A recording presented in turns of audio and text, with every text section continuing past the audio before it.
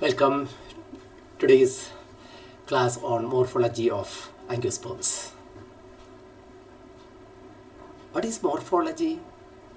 Morphology is a branch of botany which deals with the study of external form and structure of plants. It is angiosperms. Angiosperms are the most predominant vegetation of the world today. Angiosperms are otherwise called flowering plants. In the last video, we have discussed the classification of angiosperms. The most popular classification put forward by Bantam and Hooker. According to them, the angiosperms are divided into dicotyledonnae and monocotyledonnae. If you wish to classify the angiosperm plants, then you should know the morphology of a flowering plant or angiosperm. So let's see the morphology of a typical dicot plant. This is one of the typical dicot plant. And this plant is differentiated into two distinct regions.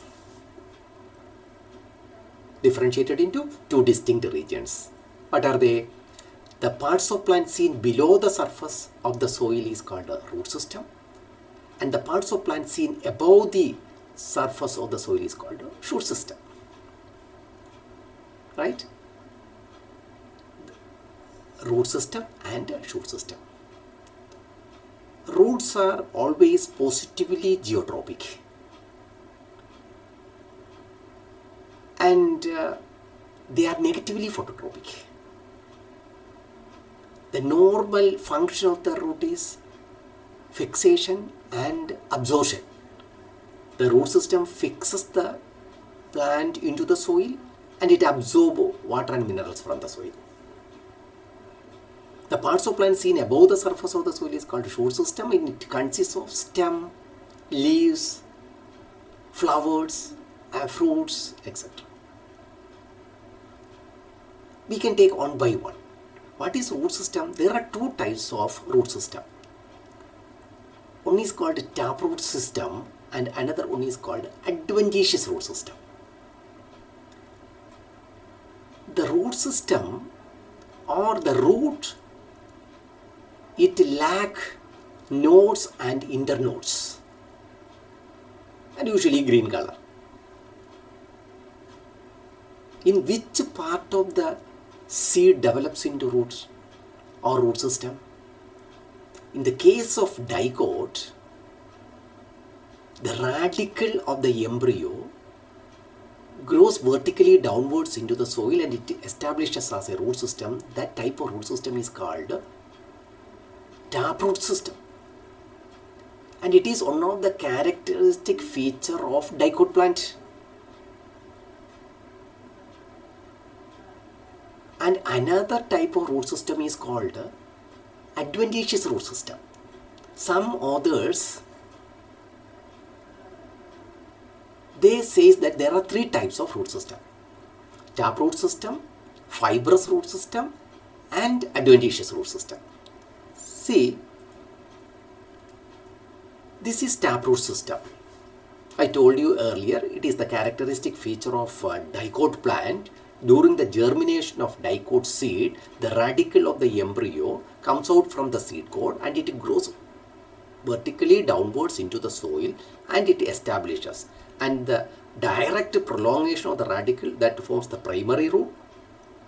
And from the primary taproot, lateral roots, secondary roots develops, tertiary roots develop, and rootlets are. And this forms the taproot system.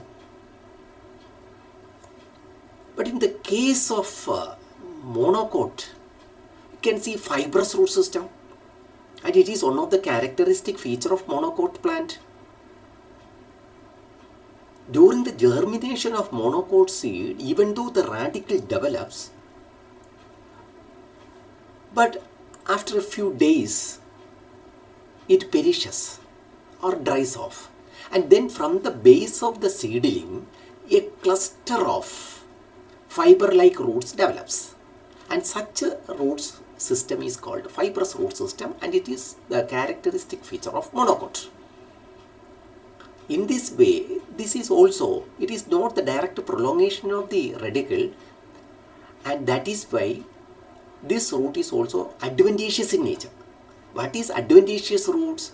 The roots develops from any part of the plant except radicle is called advantageous roots. The fibrous root system is also advantageous in nature. That is why I told you there are two types of root system. One is taproot system, characteristic feature of dicot, and another one is advantageous root system. Advantageous root system seen as fibrous manner, then it is called fibrous root system. And fibrous root system is one of the characteristic feature of monocot plant. Then advantageous roots, certain weak stemmed plants like Piper nigrum, Piperaceae,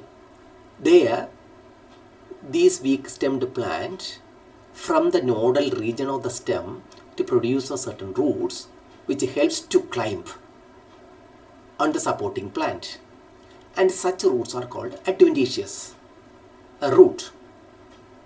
That is why some authors says that there are three types of root system: taproot system, fibrous root system, and advantageous root system. Fibrous root system is also advantageous in nature, but it is one of the characteristic feature of monocot. And that is the main difference between a root and stem is morphologically you can differentiate stem and root. In root, you cannot see the nodes and internodes. The roots lacks nodes, internodes, and usually green color. Usually, why I am using this word usually means exceptions are there. Aerial roots have green color, right? Aerial roots have green color. But in the case of stem you can see nodes and internodes. So morphologically we can differentiate stem and root. That is, in the case of stem you can see nodes and internodes, but in the case of root, nodes and internodes totally absent. What are the normal functions of root? The normal function of the root system is absorption and fixation. The roots anchor the plant into the soil and it absorbs water and nutrients from the soil. That is the main function of root system. In addition to the normal functions of a root, certain roots are modified to perform other functions, and such modifications are called root modifications. Roots modified as storage organ, roots modified for mechanical support, roots modified for carbon assimilation, roots modified for sucking food from the host plant. Such modifications are called root modifications. You can see one by one. The roots modified as storage organ. Taproot is modified as a storage organ. As in the case of Ducus carota, carrot, taproot is modified as a storage organ. And the shape is conical shape. In the case of radish, taproot is modified as a storage organ and the shape is fusiform shape. In the case of beetroot, the taproot is modified as a storage organ and the shape is napiform shape. In the case of Mirabilis jalaba or 4 o'clock plant, there the taproot is modified for storage of food material without any definite shape.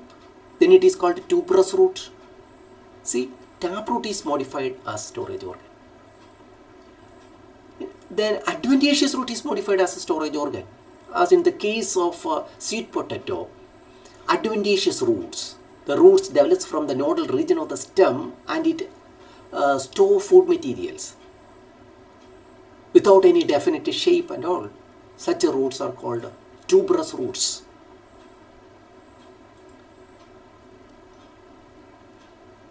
Then fasciculated roots, as in the case of dahlia, asparagus, tapioca, there the adventitious roots, a cluster of adventitious roots store food materials, and such root tubers are called fasciculated root tubers. Example, dahlia, asparagus, tapioca. Then in the case of Mamodica charentia, bitter gourd, there you can see in adventitious roots store food in the form of beetle-like manner, and such roots are called moniliform roots, and these moniliform roots or beetle roots are seen in Mamodica charentia, bitter gourd. Then in the case of ipecac, there the adventitious roots store food in the form of annulated manner. Such roots are called annulated roots, annulated root tubers. So the roots modified for storage purpose. Taproot is modified as a storage organ. Adventitious root is modified as a storage organ. Taproot is modified as storage organ. Example, carrot, beetroot, radish, mirabilis jalaba. Adventitious roots modified as a storage organ. So in the case of sweet potato, Ipomia batata. Then fasciculated root tubers, as in the case of asparagus, dahlia. Then beetle-like appearance, as in the case of Mamodica charentia or bitter gourd. As in the case of ipecac, there you can see annulated root tubers.